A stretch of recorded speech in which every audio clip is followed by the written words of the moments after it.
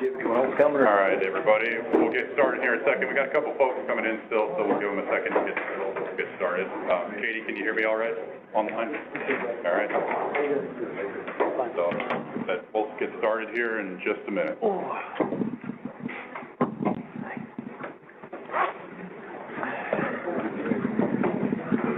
Mike, right? Dave, Mike. Hey, Dave. How you been? Yeah, sir. How you doing? Good to see you.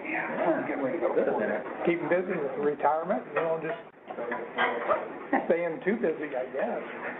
Been a good thing. How about you? It's been busy. Have you? It's been a good kind of week. That's good. You know, so a couple of years, about a year. Oh, yeah, yep. It's pretty normal compared to others, huh? Yes. Okay, so I think we're ready here, so we'll go ahead and get started. So before I forget, what Katie was just telling me is just to remind you, we have this also go streaming online.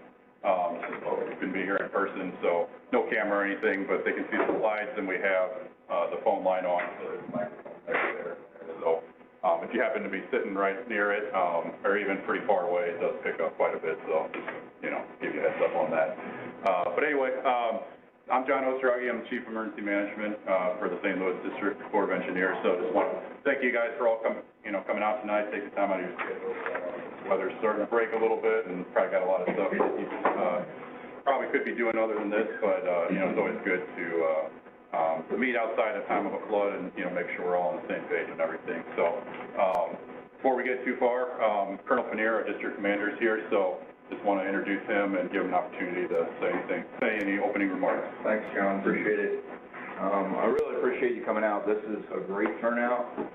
Probably my biggest concern is we have disaster atrophy, right? So the further we get from that last disaster, the less people care, the less money flows, the less we go back and do all the things we said we should have done right after that disaster. And we see it in some of the workshops. The turnout gets less and less, and so by the time we get to the next disaster, we're not as prepared as we should be. So I really appreciate this. It's a great turnout to have all you here, and you definitely take it serious. I know it's been a while since we've had to respond, and I'm going to knock on wood here. I hope that's wood, not plastic, but it'll be a while before we have to, but we need to always be prepared. Everywhere I go, there's nothing we do in the Corps without partners. Everything we do, we have to have partners, and for these events here, there's a multitude. There's state, county, city, partners, there's the levee district partners, there's the emergency management team partners, and then on the back end for us, there's a lot of contractor partners to help rebuild whatever had been damaged. And so just doing that alone is just to keep solidifying those relationships, finding out who's turned over, who's new, who's in the seat, and just building that. And then during the event, and I'm not telling you any of you anything you don't know, but during the event, communication is the key. Knowing what you need, when you need it, knowing who you contact for us, because we're in touch with other districts and the state, and we know where resources are being moved and how, and we can help you get what you need at the time, or we know if there's not going to be the availability in the time you need, and find some other alternatives. So keeping that communication open, building the relationships now before we need it, that's the key to success for all of this. And as the Corps has done, we're 250 years this year. 250th anniversary, but as we've done throughout all the time, in the time of crisis, we'll stand with you and be there, and when the crisis passes, we'll be there to help you on whatever needs to be done. So I appreciate it. Thanks. Thanks, sir. So we'll go ahead and run through the agenda real quick. So we'll get an update from the Weather Service on what they're seeing on the spring outlook forecast we learned. We got water control here. They'll next kind of give an update on and what their perspective is. We have a spot on the agenda to give any of the county EMs. I don't think I saw anybody from the state here, but any county officials or state folks, if you got anything you want to present to the group, we'll have an opportunity for you to do that. No obligation if you don't want to. Kathy will get into some of kind of the meat of how the flood response works for the Corps of Engineers. Levee safety, we'll get an update from them on any changes to the levee inspection process. A bit on Section 408 permits, inspection completed. We'll wrap it up and kind of have an open discussion if there's any topic we want to talk about even further. So there's a few handouts back there. Probably the main main one to grab is this one that's got the website on it. That's where we'll post all this stuff, so if you don't want to go out with a huge stack of papers, everything will be posted on there. I don't think we've got it uploaded quite yet, but once we're through here tonight, document stuff there. Handouts will be there, all these presentations will be there, and then we're also recording this. I can look at that in the future. If you know someone who didn't make it, they can check that out. So I'm John, as I mentioned. Chad Olney over here, he's our four-way program manager right now. So Jeff Wells typically does that role. He's deployed with the Illinois Guard right now, out of overseas. So Chad's filling in for him right now. Jen Moman, she's works in emergency management with us. She's deployed out to LA for the wildfire event out there. So she's not here tonight, but you know, for purposes of you know, flood fighting and flood response, she handles a lot of our logistics issues, the pumps and sandbags, materials and equipment like that. So she kind of manages that aspect of it. Kathy Van Arsdale here in the front. In addition to all her efforts to kind of plan and organize and get these meetings set up, which is a huge lift. Normally what she does is our FCCE program manager, so she'll kind of manage our EOC whenever we're activated during flood events. Katie Smith is back there. She's kind of watching the chat online, so if any of the folks online, you can you know, throw any questions you have in there or come online. But she'll keep an eye on that. But one of the main things she does for us in emergency management is a lot of our budgetary functions, so she keeps our bills paid and all that. And then we've got our EOC phone number and water control phone number there too. And so other folks from the Corps, I already introduced Colonel Pannier. We also have our Deputy District Commander here, Lieutenant Colonel James. He's in the back there. Ashley Cox is my boss, so she's here. Katie Ellis is over there from Levy Safety, so she'll be presenting a little bit later. Amy Hankey, she's on our flood fight team for some of you on the Missouri side, so she's here to kind of represent that. She's the flood area engineer, so kind of the supervisor of our folks on the ground over there whenever we're activated for a flood event. Dave Bussey's in the back. He's representing water control tonight, and I think I got everyone from the board. I don't see anybody that I missed. So that's it for introduction. So we'll go ahead and turn it over to Mark with the Weather Service to give our spring flood outlook. Yeah, that'd be good. Thanks, John. Mics are here? Yeah. In here. Yeah, okay. Cool. Good evening, everyone, and welcome. I can tell you one thing, we're probably not going to see, we're not going to see that amount of water in front of the Alton Riverfront, I don't think, this year. Bottom line up front, as far as the spring flood outlook is concerned, significant flooding is not likely anywhere. Actually, minor flooding is not even likely anywhere around here. So we're in pretty good shape. That's not to say it won't happen. This is an outlook, not a forecast. So the difference is we're not telling you exactly what's going to happen over the next 3 months. We're saying with all the snow, or the lack thereof, up north, with the stream flow where it is right now, with the soil moisture, what it's like upstream of here, you throw all those things together, that's the result. The Mississippi River, minor flooding unlikely anywhere along the Mississippi River, except at Chester. They have a lower flood stage because the prisoners up there at Menard deal with a small plot of agricultural land there. So we have a slightly lower flood stage there than some of the other spots. Missouri River, minor flooding unlikely from Jefferson City all the way to St. Charles. That's a well below average risk, as it is on the Mississippi. The Illinois, as I'll show you in a minute, minor flooding is likely by early May. That happens every year. But the risk is below normal as well. Local tributaries near to below average flood risk, with flooding unlikely in most spots.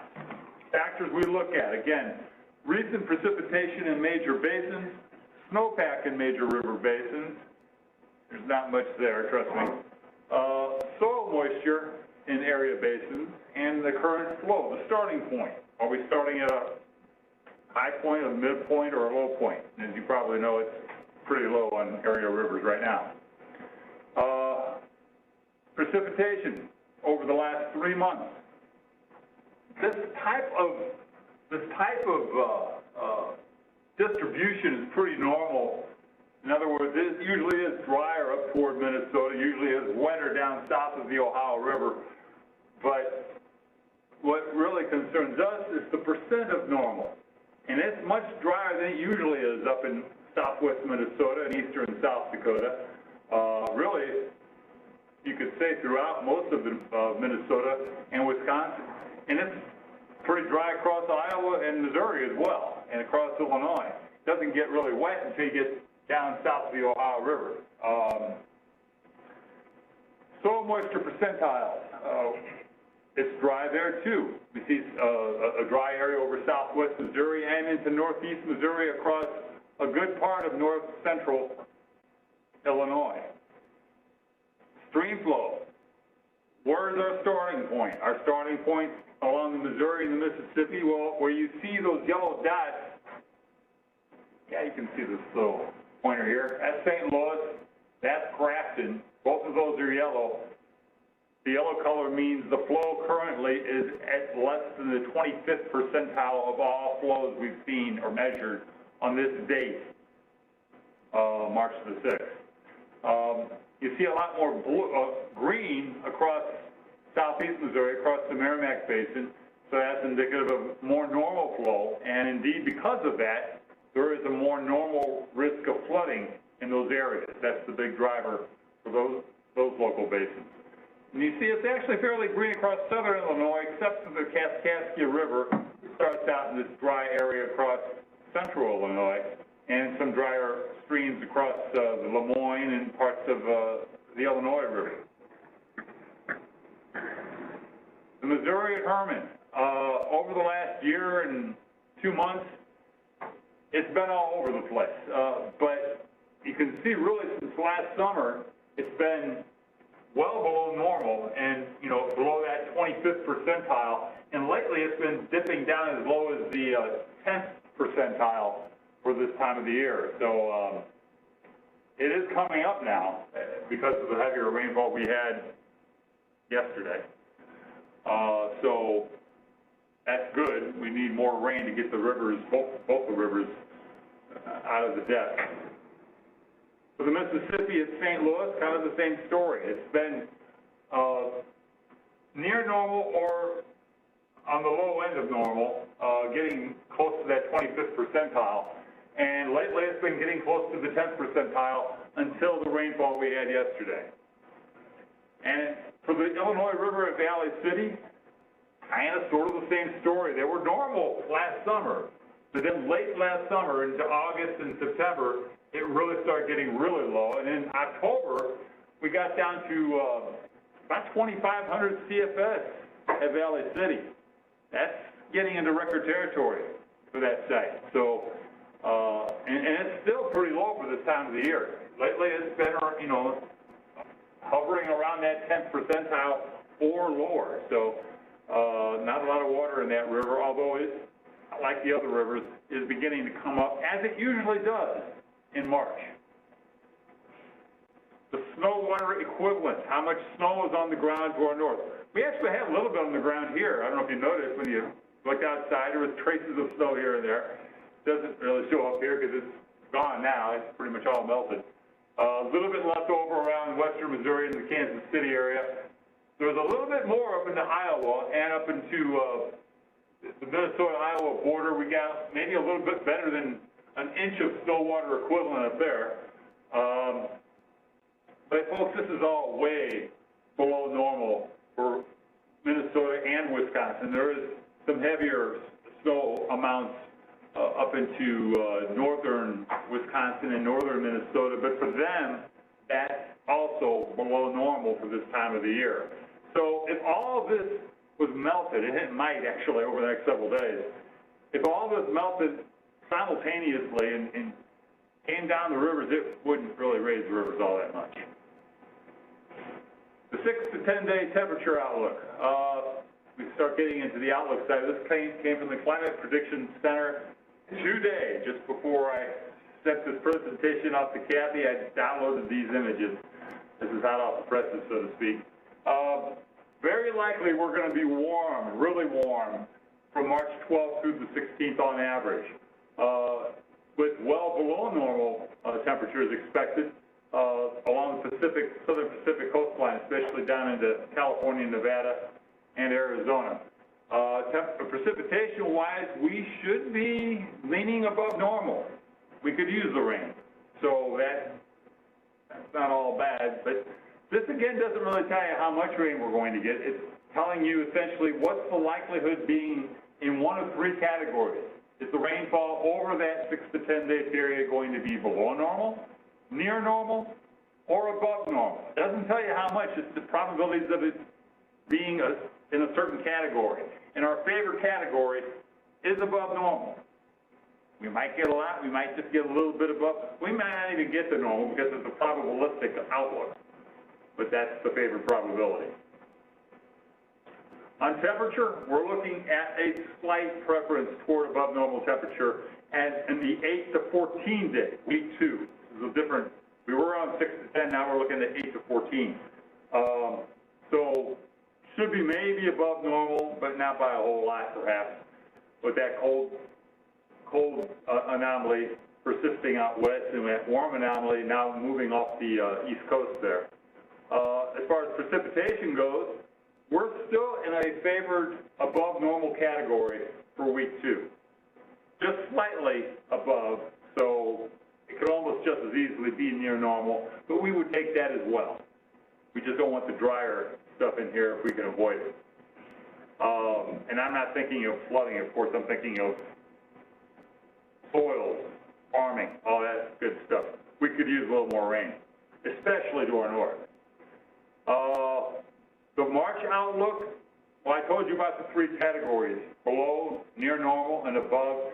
When we say equal chances, what we're saying is that all 3 of those categories have about the same probability, 33 1/3%-ish. So what we're saying is we have the same likelihood of being below normal temperature for March as above normal when this month is finally through.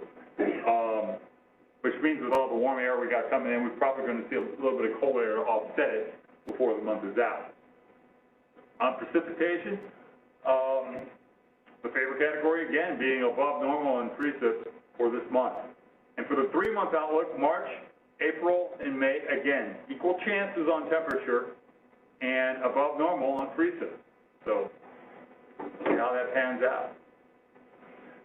So here's the spring flood outlook, and what we're looking at here are, I should have a legend, and I should have put that on there. I knew I was forgetting something with this graphic. But what we're saying here, if it's orange, we're saying there's a better than 50% chance of it getting above minor flood stage. All right. Red would say we have a better than 50% chance of exceeding moderate levels of flooding. And if it's just green, like these little green boxes around here, that's saying we have a less than 50% chance of getting to flood stage, or the favorite category in that case would be below flood stage. And that's what we're seeing along the Mississippi, all along the Mississippi River, from Canton all the way down to St. Louis.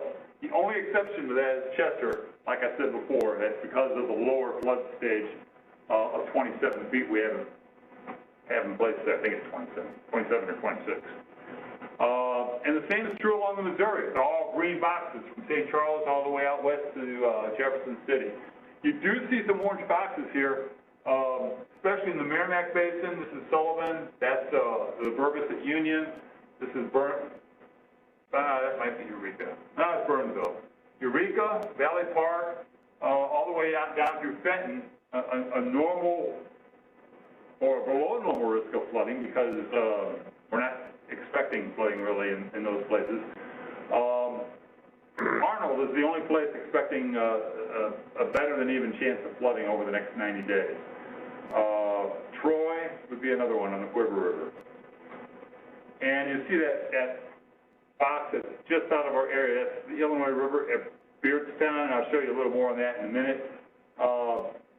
They normally flood. There's like an 80% chance every year of them flooding, getting above minor flood stage.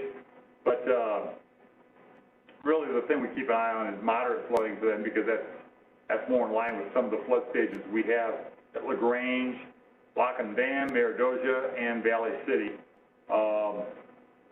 Flooding ain't likely down along the lower part of the Illinois River. Okay, so here's some of the individual points.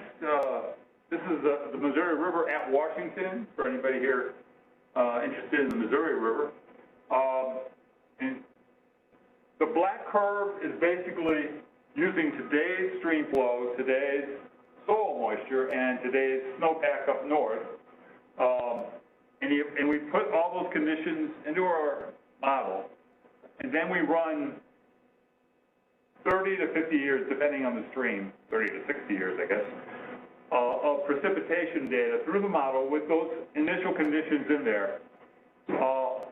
And then we run precipitation over those years, and each year gives you a different result, like, 1989, 1990, those are all dry years for the most part. You'll have lower results. Then you'd have like 93, you'd have, 2008, you have 2019, really big results. And what this says is the probabilistic distribution of those initial conditions. The blue curve is the same thing except using just pure history, ignoring today's current conditions, but using those specific years' current conditions. 93, for example, we had a ton of snow up north. Same thing in 2019, we had a ton of snow up north. I came here those years and told you it's going to flood. It's just a matter of when. But certainly not the case this year.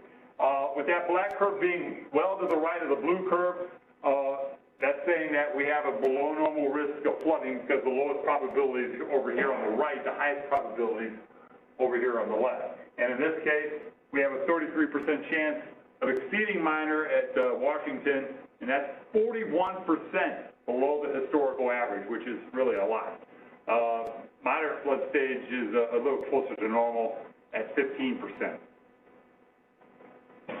And if there was any flooding that would take place, you might have to wait until about May for any of that to take place, because everything else on a week-by-week basis is below flood stage, at least below 10%. For St. Louis, it's kind of the same story. The probability of minor flooding is 26%. That's where this black curve crosses over into the minor flood stage there. And that's 30% below the historical average. For significant flooding, the probability up here is 14%, and that's still 20% below normal. And on a week-by-week basis, kind of the same story. It really never gets the higher percentages. The 50% risk is where this green curve or the green bar meets the blue bar, and it never gets close to flood stage. But you can see that 10% chance of exceedance. Yeah, we're starting to get close to that late in April and into mid-May, but it's way below normal. The Illinois River at Beardstown, I mentioned that earlier. They have a low flood stage at 14 feet.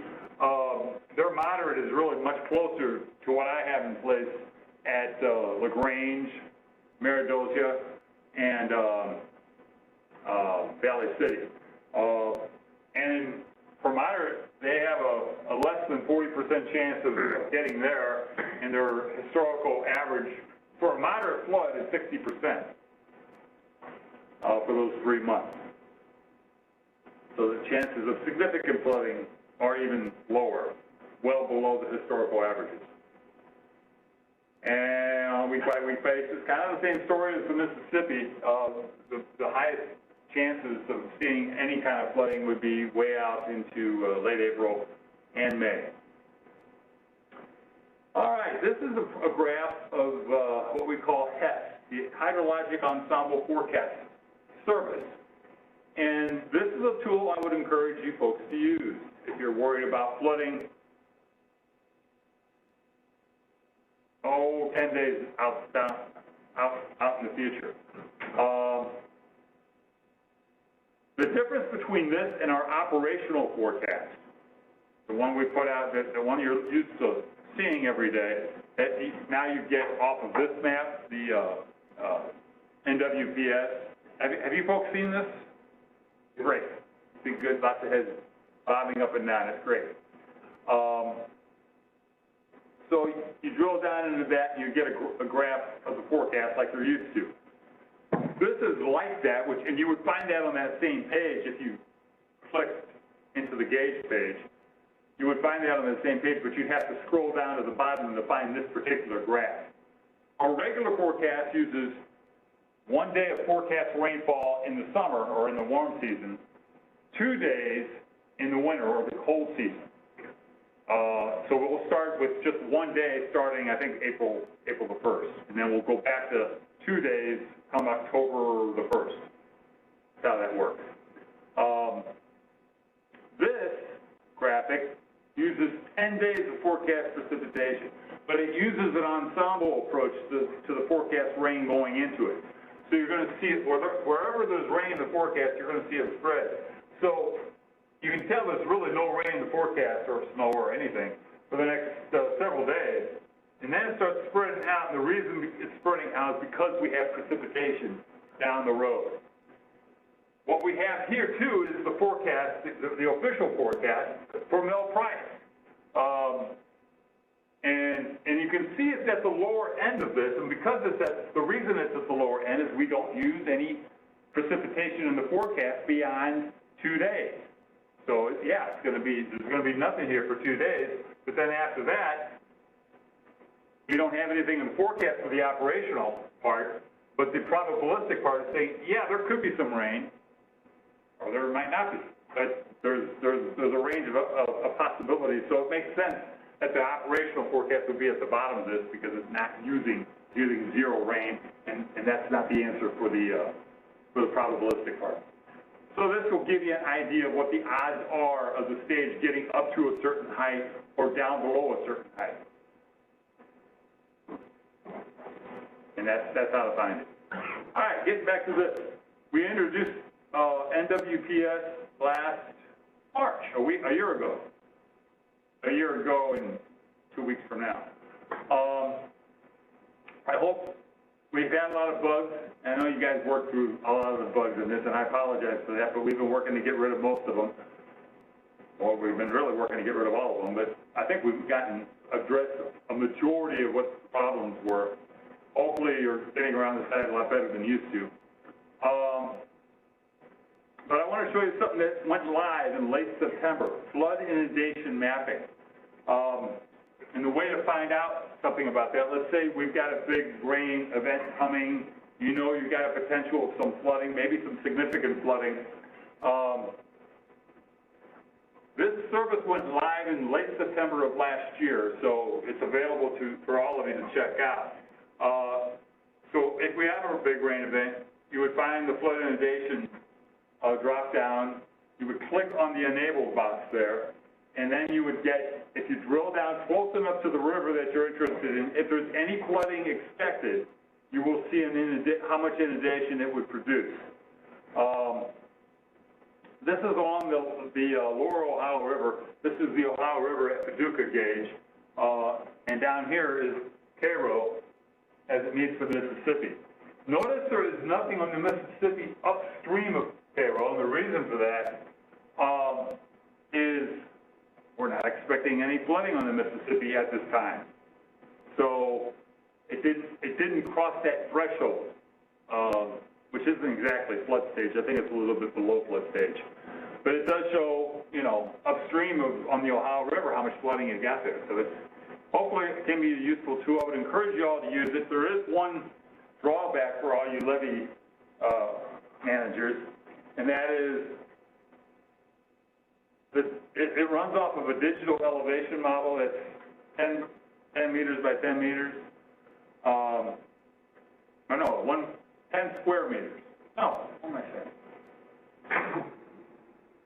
Yeah, 10 by 10, so 100, it'd be like 100 square meters on a side. Those boxes are really too large to resolve your levees. And so it would flood your levees way before they should, because they're thinking it's a lot lower than it actually is. To resolve that, we had to mask out all the areas behind the bigger levees, which is most of yours. But outside of the levees, it has been shown to work fairly well. We're working to resolve that issue. I've heard some ideas bounced around from the National Water Center to correct that issue. I don't think it'll be a problem for too long, but I don't think there's a solution imminent either. But I would encourage you to use this. This is a project that will improve with time. There are places where it already works really well. We had an event in early November on the Merrimack, and it worked great, very, very well at Eureka, darn near perfect in spots. And it worked reasonably well at Valley Park and Fenton. So check it out, and if you see issues, and I'm sure you will, please let me know about it or somebody at our office so we can tell the Water Center about it so they can improve that area. Because we had a problem with that early November event on the Big River of Burnsville. The output was not good at all. They've corrected it and it looks great now. So I'm looking forward, sort of, to the next flood event there. All right. If you have any questions, I'll be happy to answer them now or talk to me later. Yes, sir. I just have a question. You had like new monitors or some sort of a configuration you're going to use here near the dam, is that right? You know what now? You had some new equipment you was going to be installing for measuring the flood and the pace of the water. You discussed that like last year or so.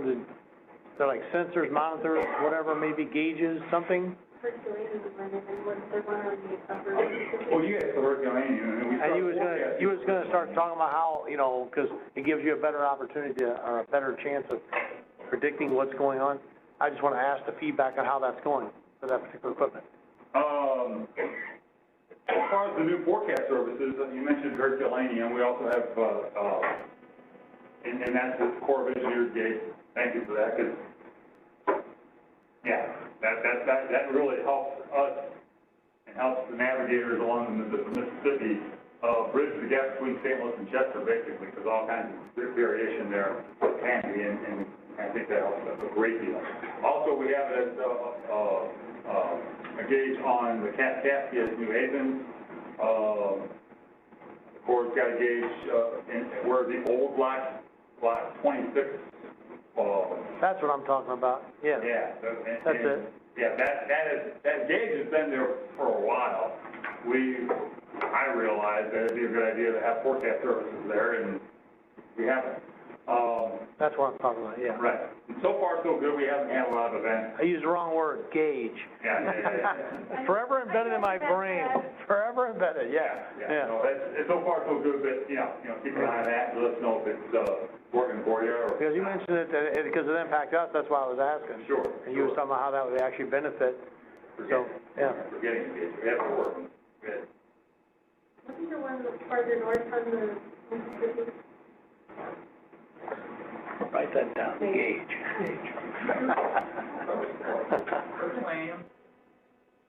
New Haven, Alton, and For people who ask questions. Oh, look at that. I can't remember. Oh, well. It'll come to me eventually when I'm driving home. Any other questions? No. All right, thank you. All right, thanks, Mark. It's one of the better outlooks we've had for a while. So. Yeah, it was almost as good as last year's. Yeah.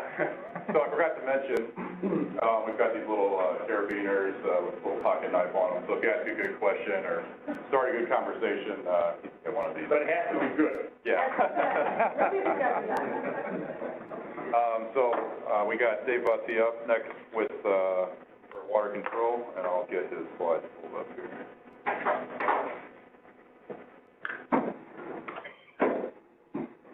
Okay, so Dave Bussey, been with the Corps for 42 years. Before we get started, Lieutenant Colonel James told, now the guy leaves. I was gonna ask him a question. Nature calls. I'll get him when he comes back in. Talk a little bit about water control. Let's go ahead and go to the next slide. I won't talk to all these. Thank you, Mark, for not correcting your slides again. I believe you leave one part out on what might happen. We talked about soil conditions, we talked about snow, we talked about rainfall forecast. But one of the really big parts that can have an impact is reservoirs. For you guys around here, you know, it's Mark Twain Lake, it's the 3 reservoirs in Iowa, it's all the reservoirs on the Missouri. Are they high, are they low? Well, right now, they're all lower where they're supposed to be, which is a really good thing. So we get that first batch of rain, we're gonna hold that and just be normal with the reservoirs. That's a good thing, if you're worried about flooding. Worried about drought, that's a different story. Yeah, Mark Twain Lake's like 5 feet low, the Iowa one's low. We just got the report from NWD, Northwest Division. The big reservoirs in the North Dakota, South Dakota are below normal. They're forecasting below normal inflow for the rest of the year because of snowpack and weather forecasts. Next slide. Mark showed something very similar to this. You can think the black line's where our average is at St. Louis. We're actually all the way up, forecasted to come all the way up to 10 foot, but that's still below average for this time of the year. Next slide. All right. We don't care about the lows. Let's skip over that. The highs. And I'll echo what Colonel Paneer said. We always have to be vigilant. You know, we haven't had a big flood recently, so sometimes people get a little complacent. When I started a long time ago, we heard about the 73 flood, blah, blah, blah. I got tired of hearing about that. Early 90s, all the experts were telling us we're going into a long-term dry spell. They saw these 30-year cycles, and we were at the top, and we were headed down. So 1992, if we would have been having this meeting, we would have been talking about we're headed for a long-term drought. Oh, and by the way, we never had a flood in August. For the entire period of record, from 1861 to 1992, not one day where we had flood stage in August. The all-time record, Donald, as everybody knows, is August 1st, 1993. So the expert, that's why Mark calls it an outlook, not a forecast. Right, Mark? Right. We always have to be vigilant. You know, if you would have bet, in fact, since my boss isn't here, my old boss, you know, he was telling the colonel at the time, don't worry, you never get a flood in late summer. He had to eat those words. So always be vigilant, but look at those other dates, right? You had 95, you had 93, and then you had 19. We've had all kinds of floods, and they're always not shown, like you're not always expecting. Some years, you have a ton of snow up there. And I'll just say 1993 was not caused by snow melt. The snow was in the Gulf of Mexico, back in the sky, falling into somebody's cornfield well before August 1st. Next slide. Same thing Mark was showing is we're pretty dry. That's a good thing for flooding. Next slide. The important thing is we are working as a team. I can tell you, since I've been here forever, and this is my last meeting, in the old days, the Weather Service did their thing, and the Corps did theirs. Around 2008, we said there shouldn't be a Corps forecast and there shouldn't be a Weather Service forecast. It should be a federal forecast put out by the National Weather Service. And that's why the Chief of Water Control and her team is not here tonight. They're actually at a meeting talking about river forecasts through the entire Midwest, the Greater Mississippi River Basin. And that's really important because when something really happens, you want to be able to pick up the phone and talk to the river forecaster up north, from the south, or wherever. So it's just not a number. You get their real gut feel for how much do they believe it. And after the 2011 flood, they looked at it, and they've seen, by the Weather Service and the Corps down working really close together, the federal forecast has improved greatly. Hopefully, Dr. Green. So I was going to ask a question because Colonel James told me I had to get it interactive. So who thinks the Blues are going to make the playoffs this year? I wasn't going to ask about the Cardinals. That was too easy. Maybe it's a good question. Is the Blues gonna make it to the playoffs? And then that way, they get a... That's right. You should give me one. I thought that was a good question. We all heard it, Parayko's injured. He's not coming back for another Any month. questions? The Water Control Office is open 7 days a week. Their number is up there. It's 314-331-8342. At any time, give them a call. I know everything's automated now, but sometimes you just want to. As good as Mark is, he's only one person. So if you need to talk to somebody, you can't get Mark, call our office. Call 8342. We'd be happy to talk to you about whatever your concerns are. It's all yours. Thanks, Dave. Appreciate it. All right, well, I get the next slideshow pulled up. I know we got a few guys from Madison County, right? Guys, think you want to address the group? My name is Fred Patterson. I'm the Madison County EMA Director, and I just want to say that we partner very well with Army Corps of Engineers, and so we're just very thankful to be here. And again, and Mark, you know you do a phenomenal job. Thank you very much. All right, appreciate it. Yep. All right, we'll turn it over to Kathy, and she'll talk about kind of the meat of how the Corps of Engineers manage the flood. Hi, everyone. Kathy Van Arsdale. I'm with Emergency Management at the Corps, as we stated. I'm going to give a little bit of different information than I normally do, at least at the beginning. Then I'll hit you with the normal stuff. I just wanted to talk a little bit about how the Corps of Engineers is organized, just to give you some context. We're broken down into 8 divisions with 2 overseas divisions, and the St. Louis District is in the Mississippi Valley Division, which is the blue area here on the map. It encompasses the entire Mississippi Basin from St. Paul District all the way down to New Orleans District. And we are commanded by Major General Kimberly Peoples. She also is the head of the Mississippi River Commission, which is from the Ohio on down. They oversee that part of the river. But they also, we have a big towboat in the Corps of Engineers that comes up the river and has public meetings on it, and low water in particular.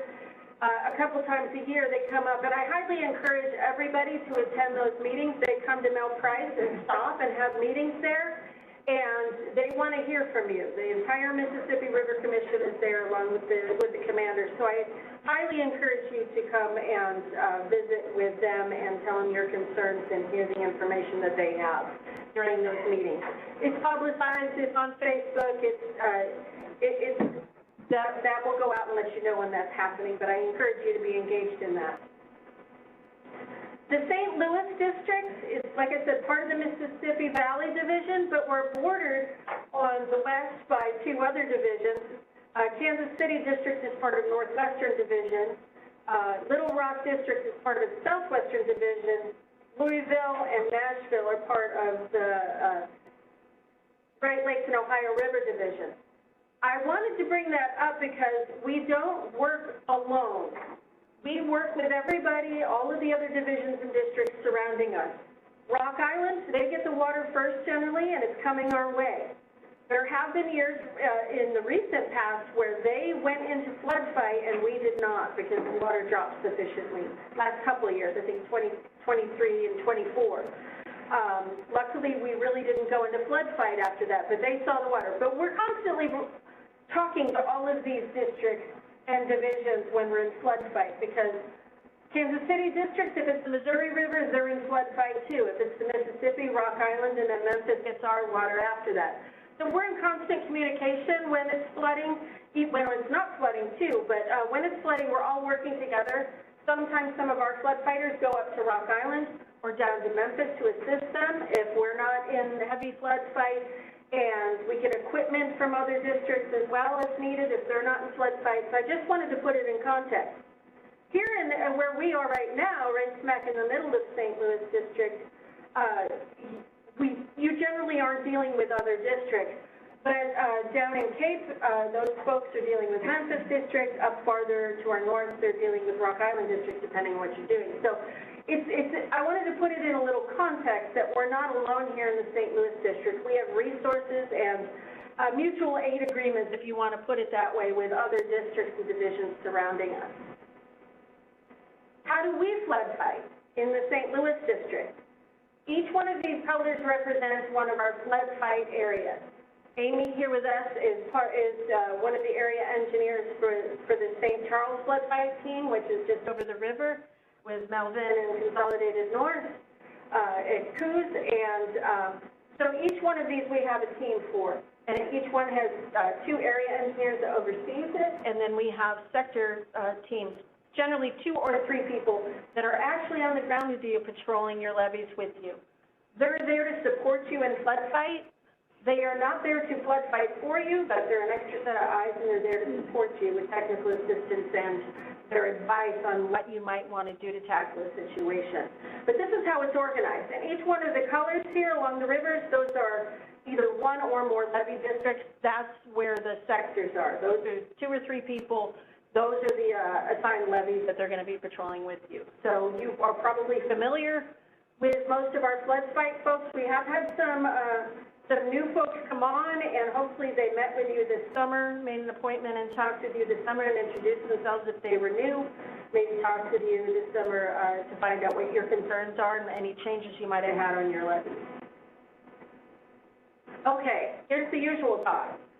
PL 8499, Public Law 8499 is our authorization to go out and respond to floods and help you recover from floods. In order to do that, we also need to inspect your levees. Every levee district, I'm sure, is familiar with us coming out and inspecting your levees. That's so we can make sure that you are maintaining and operating the levee to the point where it would be flood resilient and up to the standards of PL 8499. If you're holding up your end of the bargain and maintaining your levee, then you will be eligible for repairs if you are damaged when a flood comes. And so if you're eligible for the program, we can help you repair after a flood. The levee inspections. Levee safety, Katie's group, goes out and does the inspections every 3 years, every 5 years, depending on if you're a federal or non-federal levee. They look at a whole bunch of different points for their reports, which I'm sure most of you have seen. In emergency management, to determine whether you should be eligible for PL 8499 repairs, we only look at a subset of 18 of those points that they're looking at in their inspection. And I'm not going to read them, but these are the points that we look at.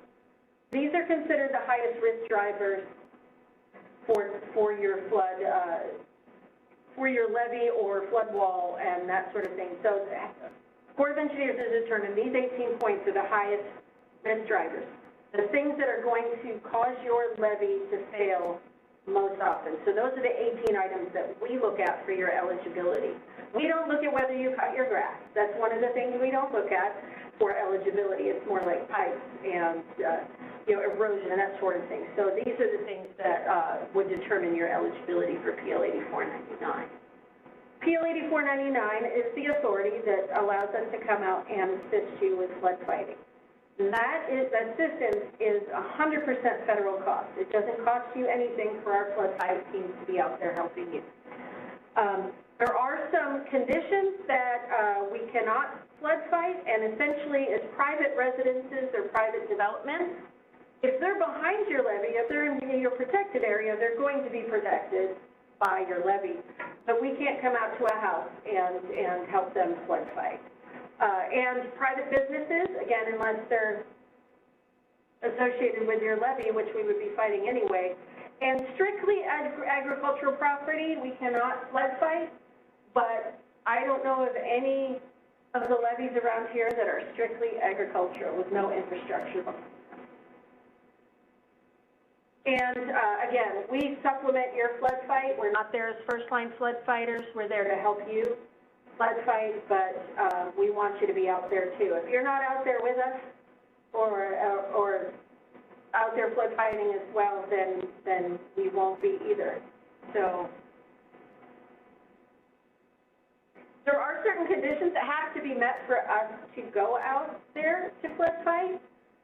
The primary one is that our commander, Panier, needs to activate our emergency operations center.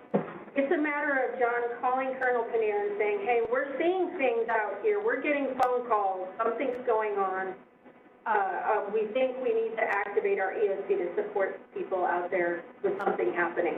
More often than not lately, it hasn't been a river flood, which is what we usually activate for. The rivers are at or above flood stage, as said in past years.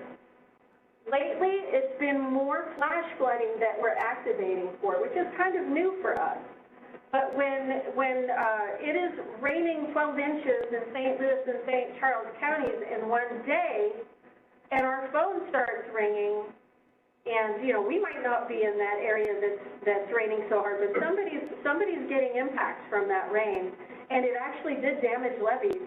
That July 22 flood did damage levees in St. Charles and St. Louis counties. So our phone started ringing. That was an unusual situation, but we activated for that to send flood fight teams out and to look at what was going on out there. But it wasn't a normal situation. So we've taken off rivers are at or above flood stage as a condition for us to activate, because that hasn't been the case lately, but we still activated. We have two types of assistance. We have technical assistance and direct assistance.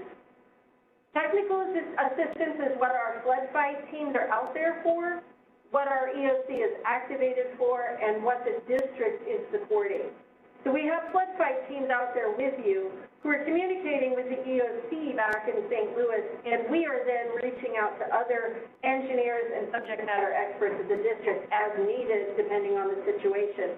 So you have the entire district of expertise at your disposal during a flood, and it's all that communication from the field up and back down to you on how you might want to tackle a situation that's going on at your levee. I just want to make a point, we don't direct evacuations. That's a local responsibility. We may provide information to you that may inform that decision, but we're not going to tell you to evacuate. That is a local responsibility.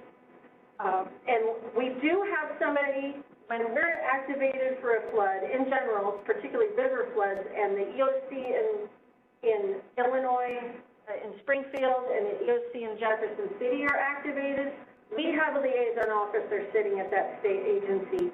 That is to facilitate communications both up from the field, what's being seen by our flood fight teams, what we're hearing in the EOC, up to the state, so resources can be put out for that assistance, and from the state down to the field to know what the state's going to do and how the state is reacting. So it's information. We have somebody sitting there providing that information flow from the state on down and back up again. Our direct assistance consists of supplies and equipment during a flood. As most of you know, we have a warehouse in Granite City, Illinois that has certain materials, which I'll detail here shortly, and equipment. We do require a hand receipt to be signed, and that is taking responsibility for any equipment, pumps and such. We don't reimburse you for your flood fighting efforts. There are other agencies such as FEMA who may, but we don't do that, but we do pay for our own folks to be out there. If you want to request equipment or sandbags and that sort of thing, please go locally first. Go to your county emergency manager. If they can't fulfill your request, then they go to the state and ask for those things. If the state can't provide those, or if the state resources are too far away, perhaps, to get here in a timely manner, if it's an urgent matter, then they will call us and say, we can't fill this, or we can't fill it in a timely manner. Can the Corps of Engineers supply these things to these folks? And it happens very quickly. With Web EOC now, it's all online and it's very fast. And if we're the closest one to that has what you need, then we'll find out about it very quickly and get you what you need as soon as we possibly can. What do we have available at our warehouse in Granite City? We have sandbags that are empty, and we don't have sand, so you'll have to supply all that in these crates. We do have a forklift and forklift operators that will help you load your truck, but you have to come with a truck. We don't deliver them.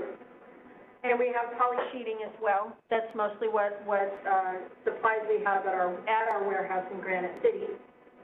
We can get other materials. We are luckily just south of the Rock Island District, which is the flood fight materials center for the entire Corps of Engineers. So it is a matter, they send flood fight materials all over the country, wherever it's needed. And but we're lucky enough to be fairly close. So if you think you need large sandbags or HESCO barriers or Gabion baskets, HESCO brand name, let us know and we can get them within 24 to 48 hours. But if you think you're going to need something like that from the Corps of Engineers, let us know without lead time, because they're going to have to load a truck up in Rock Island and bring it down to our warehouse where you'll have to pick it up. The Rock Island District Flood Fight Materials Center, they are testing other items for loan. They're testing water-filled tubes, aqua dams, tiger dam, that sort of thing, among other things, but it'll probably be next year before we know what else are they going to carry. But they are considering carrying other things for loan out of the Rock Island District. We also have an automatic sandbag machine available. It's first come, first served, but it does come with a crew of 2. Again, no cost to you for that crew or that machine to come out. Other than you will need to have equipment to load the sand in, you'll need the sand, and you will need to pay for refueling of the sandbag machine, not the truck. The crew's responsibility. The crew is there to teach you how to use the machine, set it up the way you need it, and to maintain the machine. They are not there to fill sandbags, but they're there to help you maintain the machine, run the machine. It does not tie bags. It has a conveyor belt. It will fill the bags with a certain amount. You can set it up, automatically fills the bag, and then it's on a conveyor belt, goes to the next, the person ties it, then they can stack it and set. So you still need people. It's not going to do everything for you, but it's a much smaller crew than the people shoveling into the sandbags and that sort of thing. Much less, not as labor intensive. We also have a handset, or a non-automatic sandbag machine that comes on a trailer. But it still helps with the tour, but it's not quite as quick as that one. But that is also available for loan. We have 16 Crisafulli pumps at our warehouse. These are PTO driven, so you'll need a tractor to run them, and the tires are not highway rated, so you will need a truck, a flatbed truck, for us to load this onto a truck to get it to where you need to go. The Rock Island District has diesel pumps. Alton used them in 2019. They were brought down from Rock Island and brought here, actually, and Alton picked them up from here and used them when downtown Alton was flooding in 2019. But those were from the Rock Island District. Again, there's going to be a lead time on those, 28 to 48 hours, or 24 to 48 hours. Here's the location of our warehouse, 400 Old Rock Road, Granite City, kind of behind the Walmart off of Street. We don't deliver except for the automatic sandbagger, which the crew will drive there with a truck. And you need to return any equipment borrowed within 60 days of borrowing it in the condition that it was loaned. If it is damaged while you have possession of it, you will need to fix whatever damage occurred before you return it. We did have that happen. So, in 2019. Of course, you can purchase anything on the open market for yourselves, but please look for these ANSI. This means it's been tested and approved for what it's being used for. You don't have to do that, but we recommend that you look for that stamp so you're getting a quality product, because there's all sorts of stuff on the internet right now. But look for that to know that it actually has a stamp of approval, not from us, but in general for what it's being used for.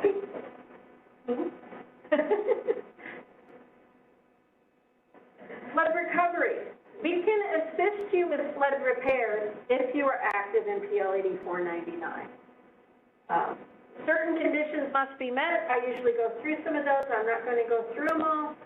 Most of you have heard of all the conditions, but basic is there has to be funding available from headquarters in order for us to pay for the damages, but more often than not there is.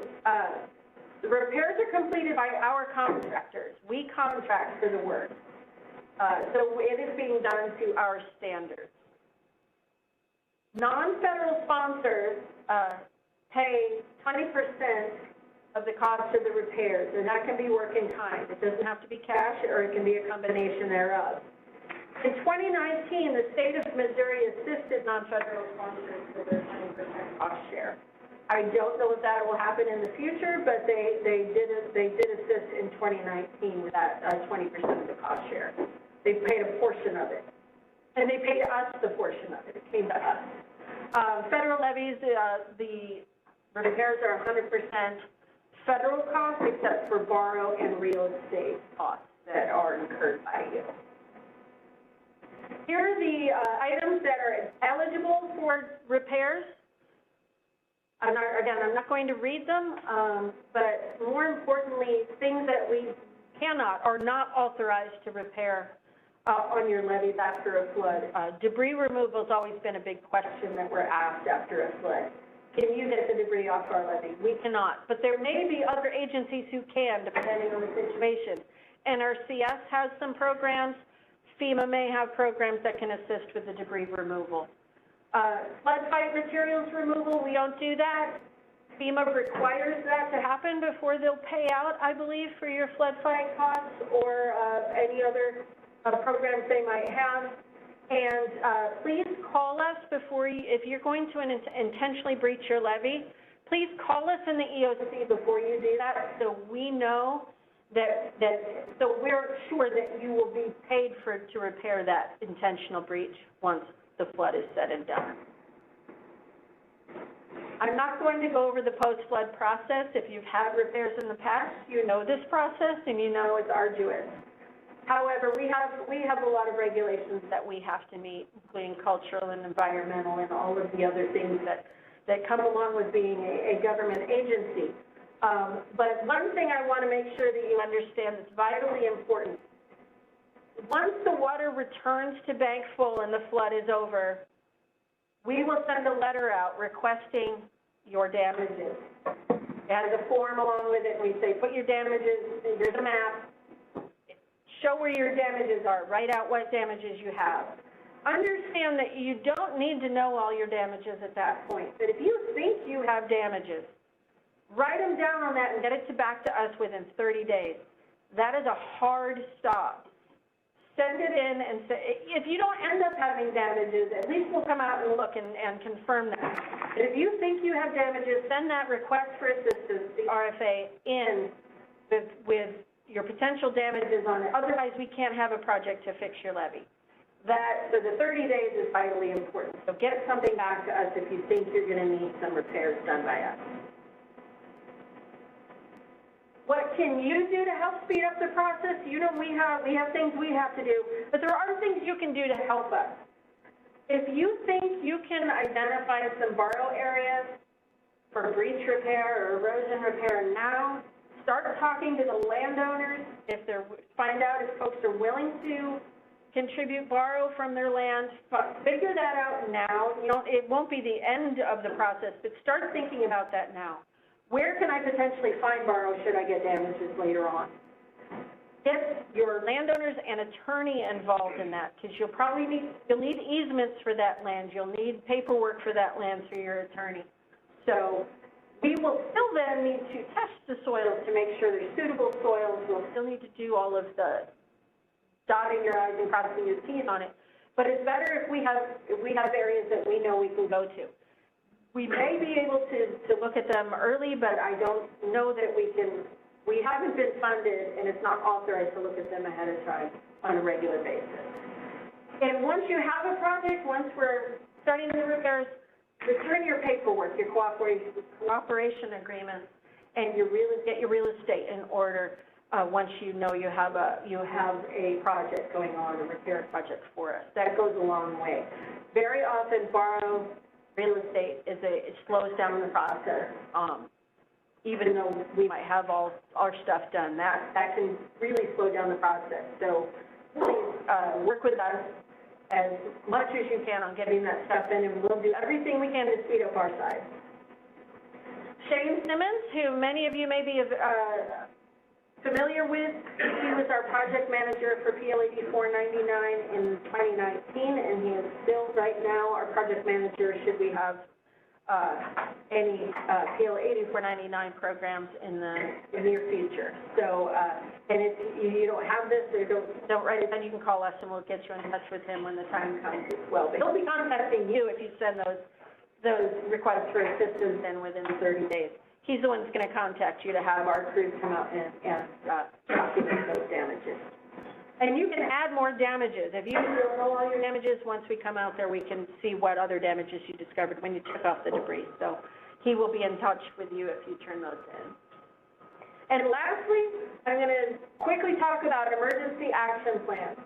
We think these are important. It is essentially the levee district putting down on paper how they flood fight. So when a flood comes around, you have all the contacts in a book written down. Who do we need to call for what? Who has the keys? Who has equipment? Who has the keys to the warehouse that has sandbags? Who is the emergency manager in St. Charles County now? You know, those types of things are on paper and we pulled off the shelf. At what level in the river do we overtop at a certain location? For somebody, just think if somebody were to come in tomorrow that never flood, what type of information would they need to know on paper? And so we encourage you to develop an emergency action plan for your levee. We have templates. We would be happy to share them with you, and we would be happy to assist you in this process. It's scalable. It doesn't have to be, Wood River is going to have a different emergency action plan than Coos because of the scale of the levee and the population behind it and the amount of, levee it has. So it's scalable, but I highly encourage an emergency action plan be developed.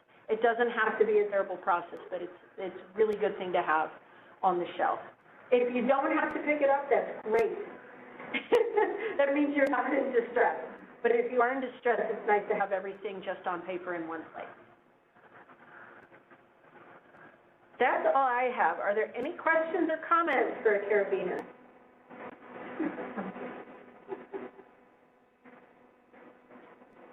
All right, thanks, Kathy. So next, we'll hear from Katie with levee safety.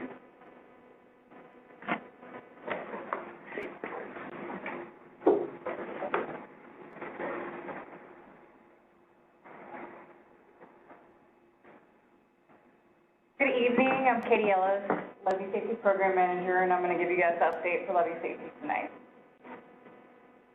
We're going to talk about program updates, what we've got going on, our risk communication efforts, and an upcoming study and our contacts. So, wanted to highlight, we've got this WRDA 2020 authorizes pump station rehabilitation program, and we're really interested in it. It's actually highlighted in our Levee Sponsor newsletter that's in the back, if you picked it up. It has not had any funds appropriated to it yet, but we hope that they will be eventually, and this is for federally authorized levees, and it can be applied for major deficiencies caused by that long-term degradation of the foundation, construction materials, engineering systems, or components. We know a lot of our levee sponsors have aging pump stations, so we hope that there will be funding in the future for those. What have we got going on for our federal levies in 2025? We've got, I don't think anybody is here from these guys. Valley Park had to get rescheduled. We'll be out there on Friday. For our non-federal special inspections this year, we'll be heading out to these levies. I think I saw the Coos folks signed in. So we'll start those up in March 2025, and we'll try to get those all knocked out by September.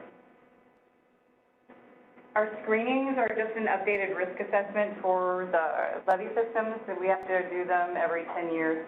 So we've got kind of a backlog we're working through right now. I don't think I saw any of these folks in the room. What have we got coming up for FY 26 and 27 on our federal systems? We've got Consolidated North up there, Wood River. Yeah. So Wood River in 27 and Consolidated North in 2026, those in our plan.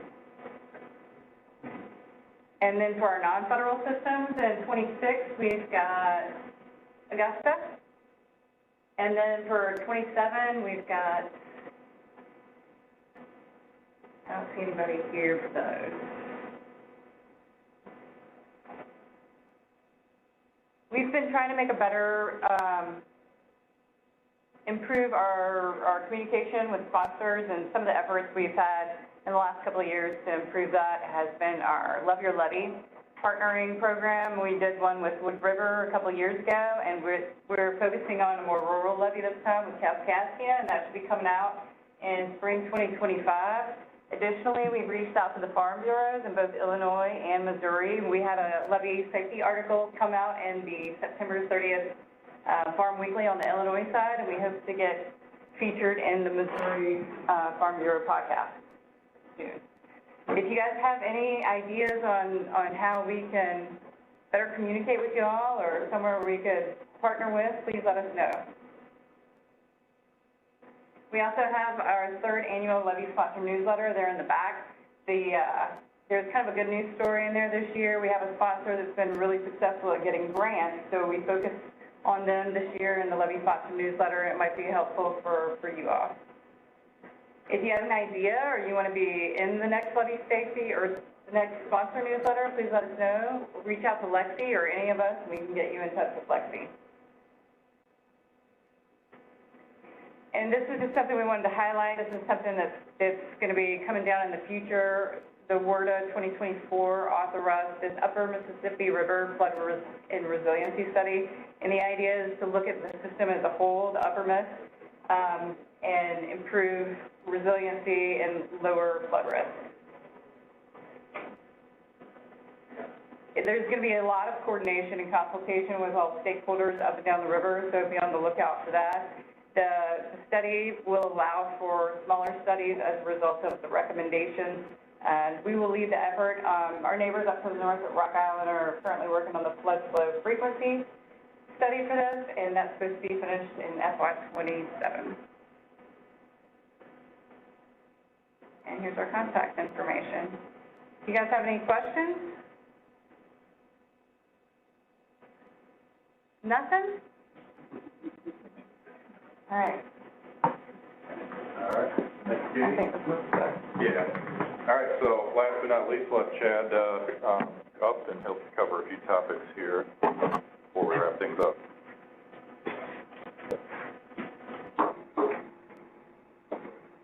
All right, thanks, John. Like I said at the beginning, I'm filling in for Jeff Wells, wearing his two hats as the program coordinator for our district Section 408 program, as well as inspection and completed works.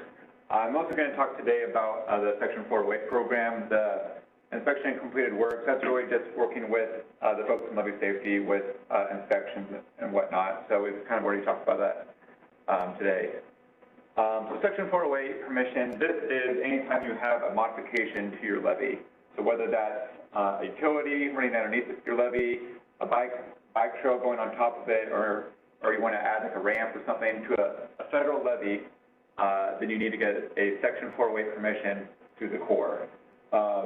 And really what we're looking for is three main things that the alteration does not impair the usefulness of the project, it's not injurious to the public interest, and we also do a legal and policy compliance review. One of the components that we'll need from the levy district for all of these reviews is a statement of no objection. So the applicant will need to come to the levy district and get your statement of no objection after you've reviewed what they're proposing. Make sure you're good with it, especially from like a maintenance standpoint. So if there's any changes to the maintenance of the levy as a result of the alteration, that you're aware of that and okay with it. With Section 408 permissions, it's important to engage the Corps early. We can work through the requirements of that we're going to be looking for, and then you know what to get us in the first time, makes things go a lot smoother. And it's important to get these alterations in part because they can impact your eligibility in the program. So it's important. We're looking at it to make sure that the levy itself is maintains its integrity, but it's also important for the program as well. Here again, inspection of completed works. These are the rated items. So again, this is slightly different than what we look at from an eligibility standpoint. So this is like what we're going through during the inspection and looking for that kind of informs that eligibility determination, but they're slightly different lists.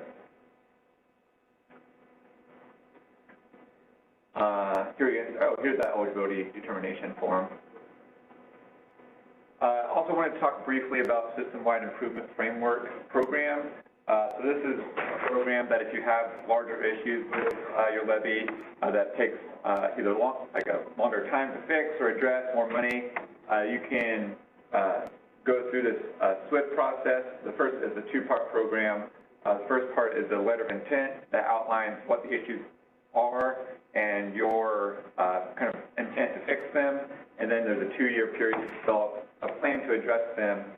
This maintains your eligibility in the 8499 program and kind of outlines with the Corps expectations and a plan to fix those.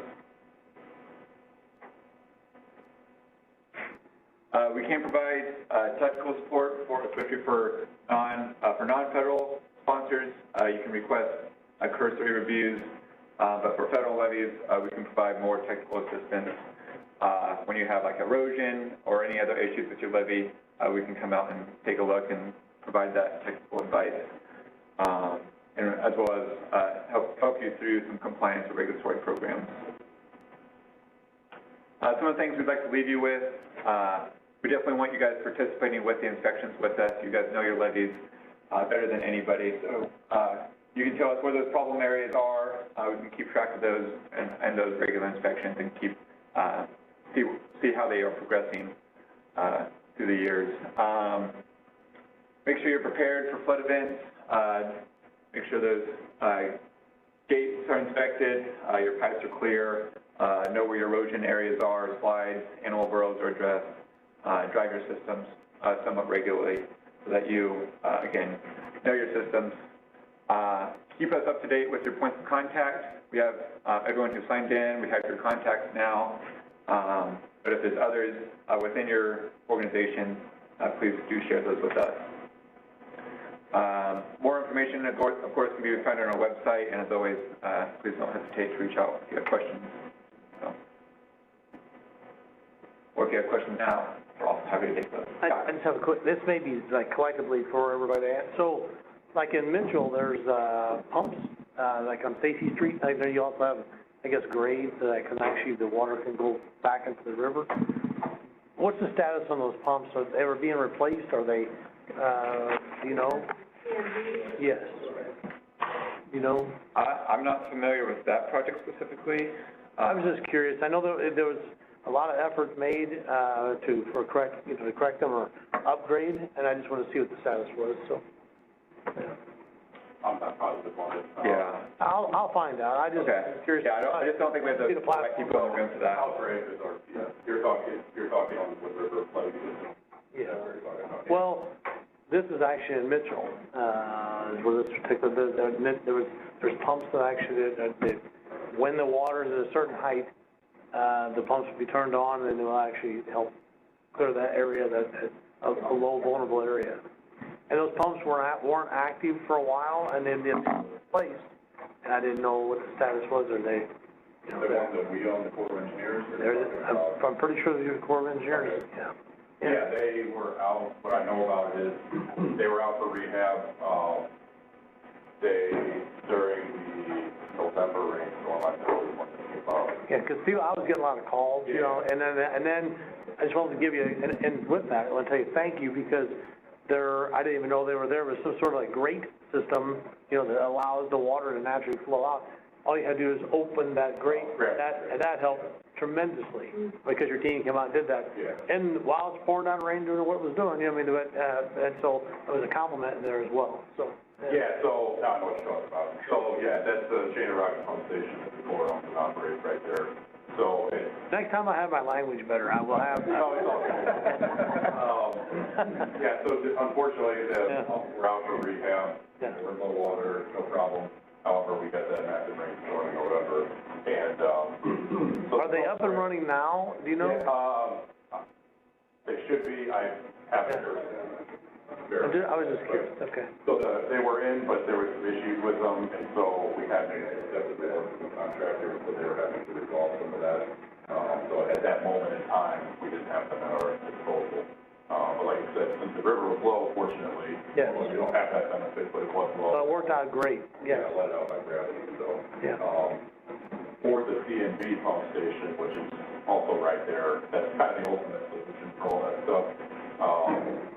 I think Sean had sent us something the other day that, you know, there's a study, a process to try to get, you know, a solution addressed there, and I think that has been pushed to, I think with SIUD working on something on that. That makes sense, yeah. I think that it got sent to IEMA, and then once they was chopped off on it, it would go up to FEMA, potentially get funded, to try to address that. So, Because as we get, obviously summer rains and so on and so forth, that was a concern I'm having, is that, you know, it could be a situation, could be a repeat situation. I was just trying to see how I could, you know, mitigation basically. yeah, right. Yeah, it's kind of it's a complicated thing. You got a lot of different things going on at the same time, but, yeah, in the past, when we have been activated, been able to it kind of gets into some complicated stuff with our authorities and different types of funding and stuff, but when we're activated for a flood event, we are able to kind of help pay the bill on that pump station a little bit. You see, there wasn't a disaster, Yeah, when there isn't one going on, we don't really have that. Right.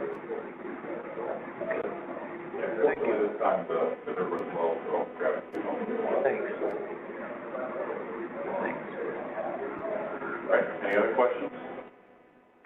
So that's the last presentation we had.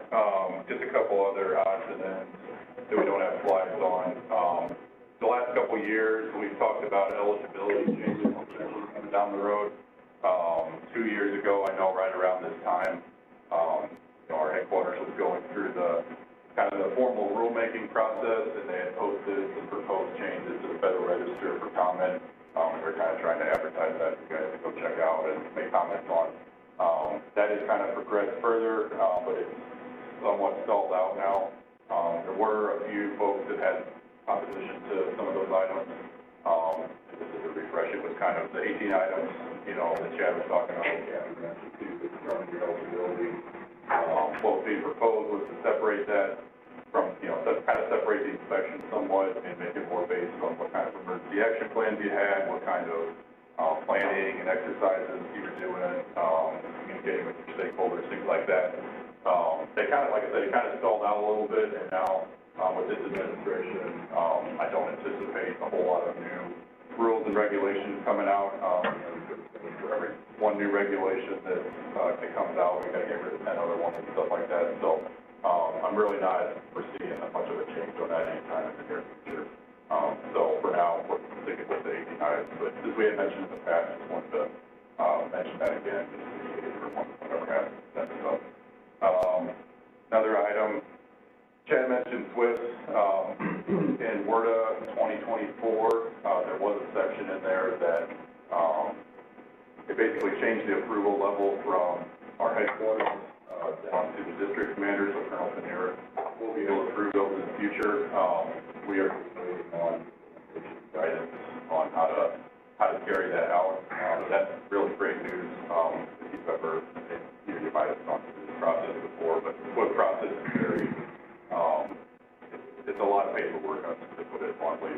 And it takes a lot of time, because it takes us a lot to get stuff approved at a high level. It has to be routed and, reviewed by a lot of folks. So, being able to prove this here in the district, that's a huge win. So once we get that, kind of the details on how they expect us to execute that, we'll be able to do that. So that'll make it quick. It'll still be a little bit to put together, but it should be a lot easier than it used to be. I think that's all I got. There's a couple other confidential follow-up from a few other things. So,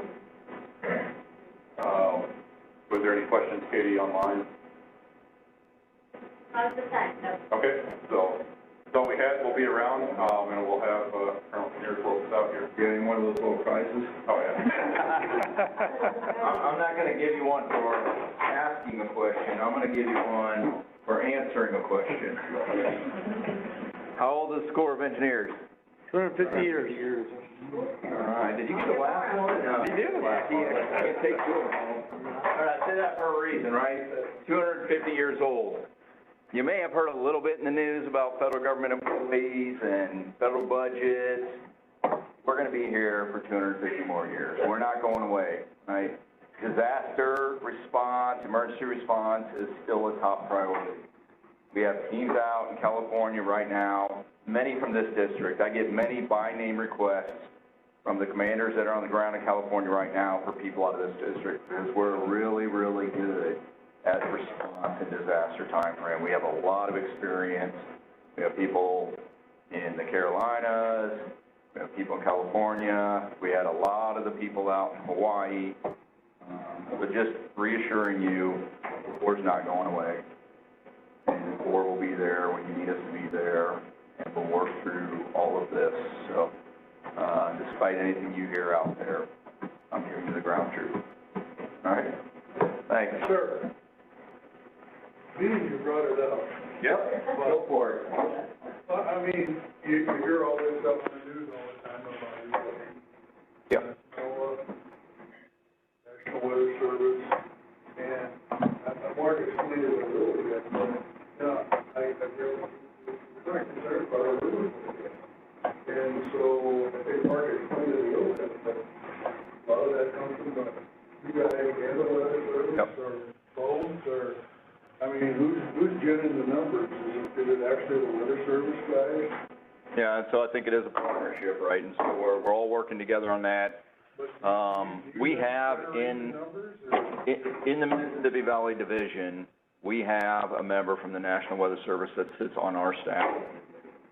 And so they're the one that provides all that information for us, and she's not going anywhere either. And so I'm confident that we will continue to get the support, and we'll continue to have the manpower in the Corps. I can't speak for what's going on in NOAA right now, but.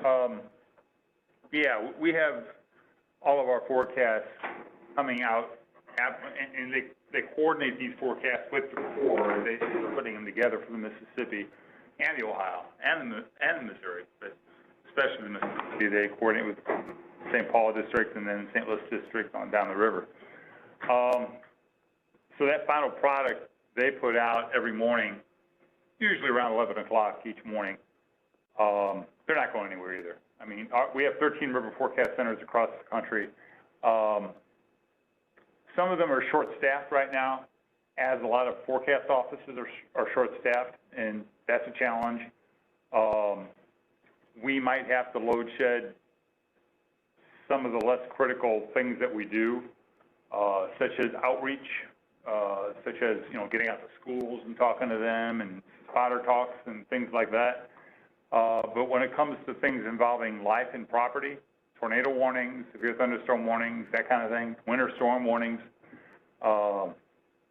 and flood warnings, those aren't going away. We're going to make sure that gets done with whatever resources we have at our disposal. But it's getting more difficult. I mean, there's a lot of places that were already short-staffed to begin with, and they lost more people. either through the fork in the road or through, probationary employees that were axed. And it's gonna be a while before we get those back. Hopefully we can, because we are really, really skating on thin ice. I would say the core fundamental products will continue to be there. The nice to haves, maybe not. We do have one plus in this valley, is that the Mississippi River Commission, and I'll add a little bit to what Kathy said, the Mississippi River Commission covers the Mississippi River Basin. That's the Rocky Mountains to the Appalachians largely, right? Simplistically, it's 41% of the water that comes down the Mississippi, right? So they have the purview of all of that. That commission is 3 civilians. The president is the Mississippi Valley Division Commander. Another commissioner is the Lakes and Rivers Division Commander, so the Ohio. And another is the Northwest Division Commander, which is Missouri. But the last one on there is a Rear Admiral from NOAA.